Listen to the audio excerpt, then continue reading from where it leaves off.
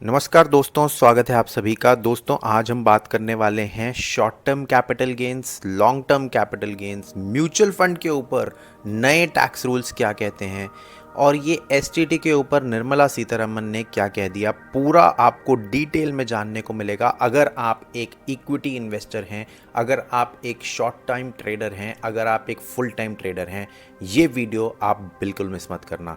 चलिए शुरू करते हैं।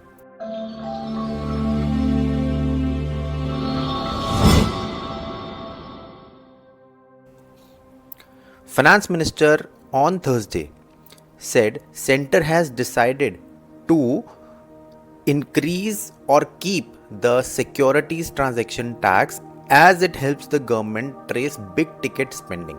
अब निर्मला सीतारमन का पॉइंट बिल्कुल ठीक है, वो अपनी जगह सही कह रही हैं कि जो बड़े लोग हैं, जो बड़ा स्पेंड कर रहे हैं, वो कई बार कोशिश करते हैं अवॉइड करने का कैपिटल गेन्स को, क्योंकि अगर वो रिटर्न में स्किप कर जाते हैं या कुछ भी फ्रॉड कर दें तो एसटीटी इज़ अ वे जहाँ से उनको पता चलता है कि कितनी बड़ी सेल और परचेज हो रही है, क्योंकि सिक्योरिटीज ट्रांजैक्शन टैक्स आपको वो जानने में मदद करता है। वहाँ पे वो बिल्कुल ठीक है। बट अब क्वेश्चन ये आता है कि जब इसका पर्पस सिर्फ इतना था कि या तो आपको एसटीटी लगेगा या आपको कैपिटल गेन लगेगा, दो टैक्स नहीं हो सकते, ये डबल टैक्सेशन नहीं होगा, उसका लॉजिक क्या हुआ? ऊपर से आपने कैपिटल गेन को भी बढ़ा दिया, अब आपने उसको 10% की जगह 12.5% कर दिया। हम इसके बारे में भी डिटेल में बात करेंगे। ये जो एसटीटी है वो कह रही है कि बड़े टिकट स्पेंडिंग को कंसिडर करने में हमें हेल्प करता है, उनको पकड़ने में। इसका रेवेन्यू जनरेशन से कोई लेना देना नहीं है, ये निर्मला सीतारमन जी कह रही हैं। अब वो कहती हैं कि बजट में उन्होंने 0.01% से 0.02% कर दिया, बिल्कुल ठीक बात है। अब उसको स्मॉल रिटेल ट्रेडर्स हों या फिर बड़े रिटेल ट्रेडर्स हों, किसी को बेनिफिट नहीं मिलने वाला, सबको टैक्स देना ही देना पड़ेगा। उन्होंने और क्या धमाका कर दिया बजट में, वो बोल रही हैं कि I propose to tax income received on buyback of shares in the hands of recipient, कि अगर आपके पास गलती से बायबैक से कोई इनकम आ जाती है तो वो भी रेसिपिएंट को ही भरनी पड़ेगी। तो ये क्लियर हो जाता है कि निर्मला सीतारमन चाह रही हैं कि अगर एक मिडिल क्लास इंसान अपनी सेविंग से म्यूचुअल फंड्स में या फिर शेयर्स में या फिर छोटी मोटी ट्रेडिंग करता है तो वो किसी भी तरह से बच ना पाए और पूरे के पूरे पैसे, क्योंकि बिग टिकट स्पेंडिंग वालों को तो कोई टेंशन नहीं है, उन लोगों ने तो बड़े बड़े प्रॉफिट्स कमा लेने हैं, उनके पास और बहुत तरीके होते हैं। कभी वो कॉर्पोरेट अकाउंट बना के ट्रेड कर लेते हैं, कभी वो एचयूएफ बना के ट्रेड कर लेते हैं। बट एक इंडिविजुअल यहाँ पे फंस जाता है क्योंकि उसके पास और कोई ऑप्शन नहीं है। वो पहले एसटीटी भी भरेगा, अगर गलती से उसके पास कोई कैपिटल गेन भर गया तो वहाँ पे भी वो टैक्स भरेगा, और बाईबैक से जो थोड़ी बहुत इनकम आती थी, जैसे करोड़ों में आ रही है, निर्मला सीतारमन जी तो ये चाहती हैं कि हम करोड़ों में कमा रहे हैं, उसका हमें टैक्स देना पड़ेगा। निर्मला सीतारमन जी, अगर आपको फाइनेंस की थोड़ी सी भी नॉलेज है तो प्लीज समझिए कि एक छोटा रिटेल ट्रेडर ज्यादा पैसे नहीं कमाता, एक छोटा रिटेल इन्वेस्टर ज्यादा पैसे नहीं कमाता, वो छोटे छोटे प्रॉफिट्स करता है।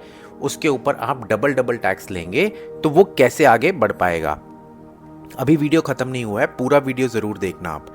NDA finance minister Arun Jaitley ने री इंट्रोड्यूस कर दिया था लॉन्ग टर्म कैपिटल गेन। हम यूपीए सरकार को कहते हैं ना, यूपीए सरकार वो थी जिसने इसको खत्म किया था। बट अरुण जेटली ने, जो कि एनडीए के मिनिस्टर हैं, 2018 में 10% कैपिटल गेन फिर से लगा दिया था। तो ये जो गवर्नमेंट है, करंट गवर्नमेंट, इनको एक चीज तो क्लियर है कि मिडिल क्लास को कैसे भी करके निचोड़ देना है और उनसे सारा पैसा ले लेना है ताकि वो किसी भी तरह से पैसे ना कमा पाए।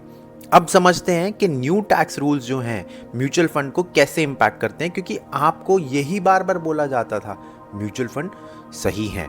ये आपके पास एडवर्टीजमेंट दी जाती थी, बड़े बड़े क्रिकेट सेलिब्रिटीज आके बोलते हैं म्यूचुअल फंड सही है। आपको सही है बोल के उन्होंने इन्वेस्ट तो करवा दिया, बट अब जो टैक्स भरना पड़ेगा वो भी सही है। वहां पे गवर्नमेंट ऑफ इंडिया आपके साथ सही कर रही है या नहीं कर रही, ये आप कमेंट करके जरूर बता देना। High tax if you sell your mutual fund units with in a year of buying them, यानी एक साल के अंदर अगर आप सेल करते हैं, you will now have to pay 20% tax on your profits.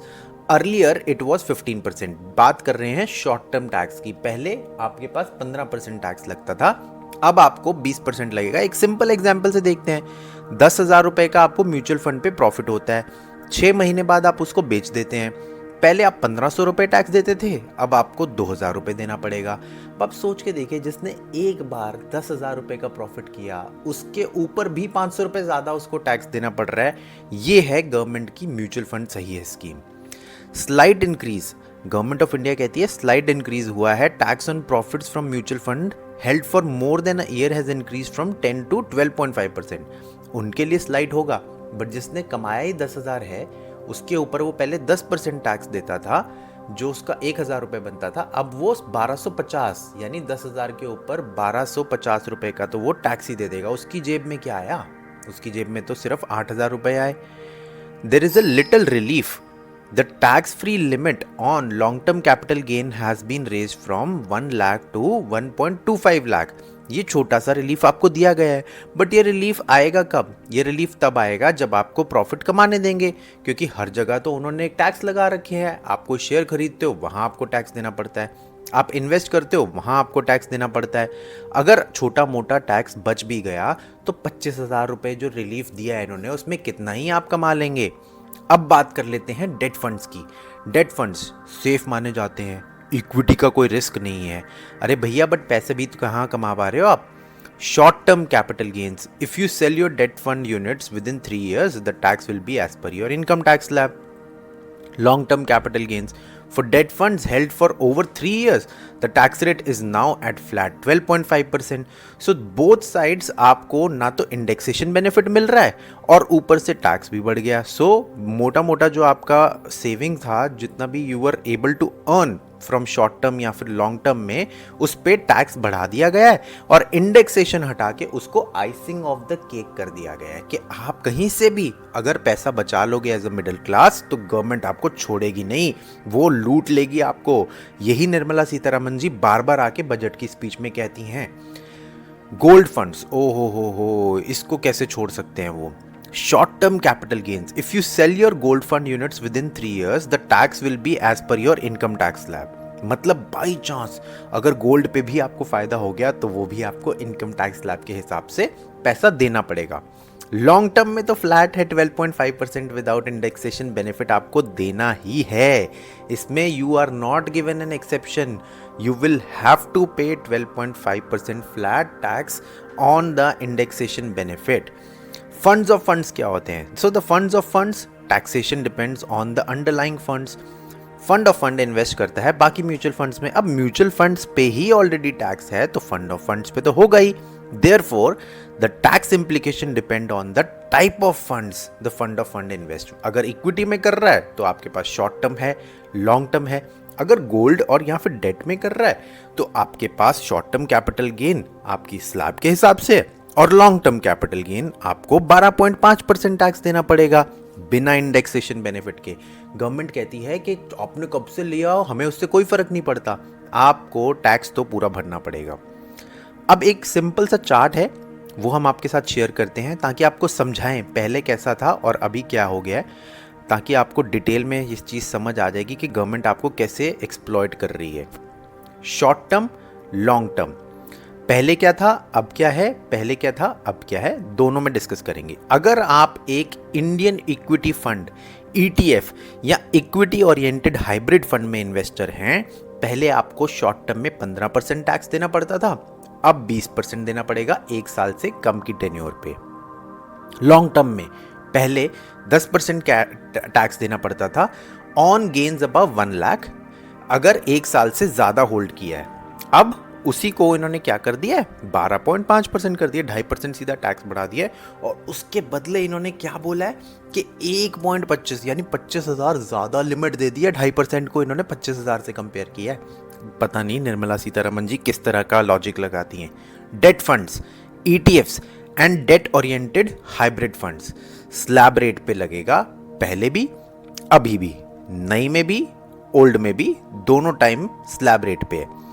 Fund of funds, पहले short term capital gain slab rate पे था, slab rate if held for less than 2 years। अब वो 1 year वाला नहीं रहा, अगर 2 साल से कम में है तो आपको स्लैब रेट पे ही टैक्स देना पड़ेगा। अर्लियर लॉन्ग टर्म में स्लैब रेट पे था, अब 12.5% है अगर 2 साल से ज्यादा होल्ड करते हो।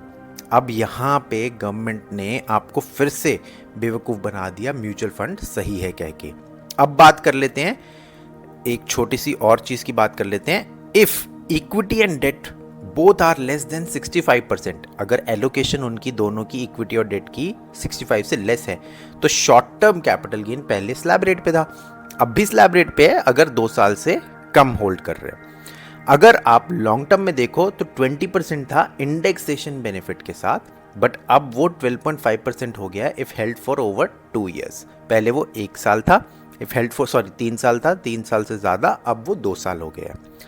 अब अगर आप सोच रहे हैं कि हायर टैक्सेस से हमारा इंफ्रास्ट्रक्चर बहुत अच्छा हो जाएगा, हमें बहुत सारी सुविधाएं मिलेंगी, तो आप बहुत ही बड़ी मिस्टेक कर रहे हैं, क्योंकि टैक्स हमारे बढ़ते रहेंगे, सुविधाएं आपको मिलेंगी नहीं, गवर्नमेंट की जेब में पूरा पैसा जाना चाहिए। देखो, गवर्नमेंट बाकी किसी का भी टैक्स माफ़ कर दे, ठीक है, सबको बेनिफिट प्रोवाइड कर दे, बट मिडिल क्लास नहीं, उनको नहीं छोड़ेगी, टैक्स लगाती रहेगी, लगाती रहेगी और लगाती रहेगी।